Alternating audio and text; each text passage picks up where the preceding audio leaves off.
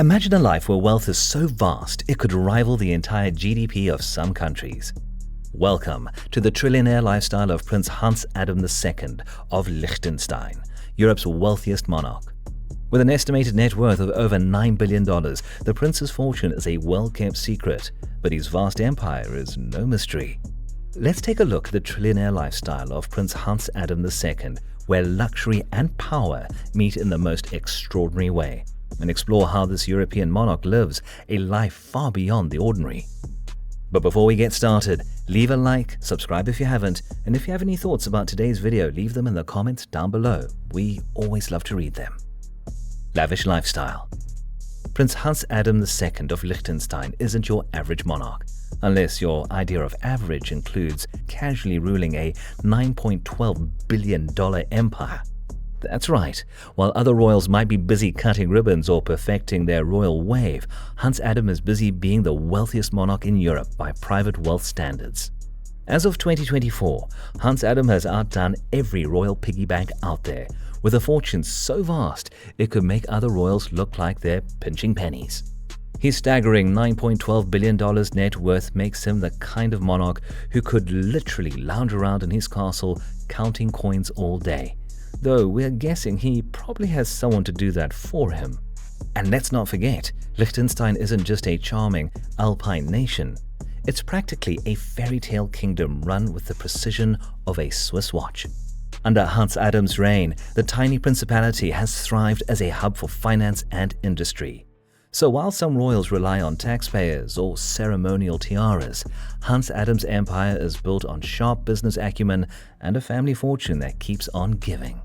If wealth were a sport, Hans Adam would be captain of the royal dream team, showing that even a small kingdom can make a big impression and an even bigger bank account. When you're Prince Hans Adam II, the wealthiest monarch in Europe, even your furniture makes headlines. Case in point, the jaw-dropping cabinet he purchased, which shattered its own record as the world's most expensive piece of furniture.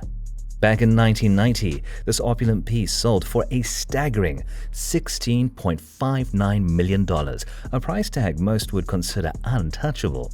But for Hans Adam, a man whose empire sits on billions, records are just waiting to be broken. This isn't just a cabinet, it's a symbol of unimaginable luxury. Ornate beyond belief, it's the kind of acquisition that screams, "I'm so rich, even my furniture has a higher net worth than most people." Owning this masterpiece wasn't just about adding another jewel to his collection. It was about showcasing the kind of wealth where even the details of your home rival the treasures of entire nations. For Prince Hans Adam, who oversees a $9 billion fortune, this lavish cabinet is more than just a functional item. It's a fitting companion to a life lived in rarefied air, where even the furniture tells a tale of unparalleled grandeur and prestige. Now, how exactly did the prince amass all this wealth? Let's begin at the very beginning. Early life. Prince Hans Adam II of Liechtenstein, born on February 14, 1945 in Zurich, Switzerland, was destined for a life of royalty and responsibility. As the eldest son of Prince Franz Joseph II and Princess Gina of Liechtenstein, his future role as hereditary prince was secured from birth. Adding a touch of divine blessing to his upbringing, his godfather was none other than Pope Pius XII. His father, Prince Franz Joseph II, ascended the throne in 1938 following the death of his childless grand-uncle, Prince Franz I, making Hans Adam the next in line from the very beginning. Hans Adam's education was as distinguished as his lineage. In 1956, he attended the Schotten Gymnasium in Vienna, followed by the Lyceum Alpinum zu Otz in Switzerland. By 1965, he had earned both a Swiss Matura and a German Abitur, laying a solid academic foundation. After a stint as a bank trainee in London, he pursued higher education in business administration at the University of St. Gallen, graduating in 1969. His multilingual proficiency in German, English, and French reflects both his cosmopolitan upbringing and the demands of his royal role. In 1984, Prince Franz Joseph II initiated a smooth dynastic transition by delegating day-to-day governance to Hans Adam while retaining the title of Sovereign Prince. This thoughtful preparation culminated in Hans Adam formally succeeding as Prince of Liechtenstein upon his father's passing on November 13, 1989, marking the beginning of his reign over the tiny yet influential Alpine nation. Business and net worth. Besides being a prince, Prince Hans Adam II of Liechtenstein is a savvy businessman with an eye for art, wine, and making billions. Before ascending the throne, Hans Adam rolled up his royal sleeves and transformed the LGT Bank, which is wholly owned by his family, from a modest regional bank into an international respected financial powerhouse. The result? By 2003, the family's fortune was an eye-popping $7.6 billion, with Hans Adam himself sitting comfortably on a personal fortune of $4 billion. Currently, he's worth an astounding $9.2 billion, enough to make other monarchs blush. But Hans Adam doesn't stop at banking. He inherited a lineup of palatial residences fit for royalty. His main digs are the iconic Vaduz Castle in Liechtenstein, but his property portfolio extends to Austria, including Liechtenstein Castle, Wulfersdorf Castle, complete with a wine farm, the Liechtenstein Garden Palace, and the opulent City Palace in Vienna. Add to that a portfolio of agricultural lands, forestry ventures, and even Rice Tech, a US-based rice company, and you start to get a picture of a monarch who knows how to diversify. Let's take a look at these lavish properties owned by the prince. Castle. Vaduz Castle, or Schloss Vaduz, isn't just the official residence of the Prince of Liechtenstein. It's a timeless masterpiece that overlooks the town of Vaduz, the Rhine River, and the majestic Swiss Alps. Perched on a hilltop, this historic fortress lends its name to the nation's capital and captures the imagination of those who visit this tiny, yet charming principality. Although its imposing gates remain firmly shut to visitors throughout the year, the castle whispers tales of history, art, and royalty. Its 130 rooms, divided into private apartments for the princely family, hold treasures from the Renaissance and Baroque eras. While some valuables were sold after World War II to support the principality, many priceless artifacts remain tucked away within the castle's stone walls, adding to its mystique. A hike up to Vaduz Castle offers more than just a history lesson. Along the way, you'll find detailed boards that unveil the rich stories of the castle and its surroundings. The climb is rewarded with breathtaking views of the city below and the snow-capped mountains that frame this idyllic scene. If you're lucky enough to visit on August 15th, Liechtenstein's National Day, you'll get a rare peek inside the castle grounds. On this special day, the gardens open for an official reception and a drinks party in the Rose Garden, complete with a spectacular fireworks display in the evening. Tickets are free but must be reserved online, adding a touch of exclusivity to the experience.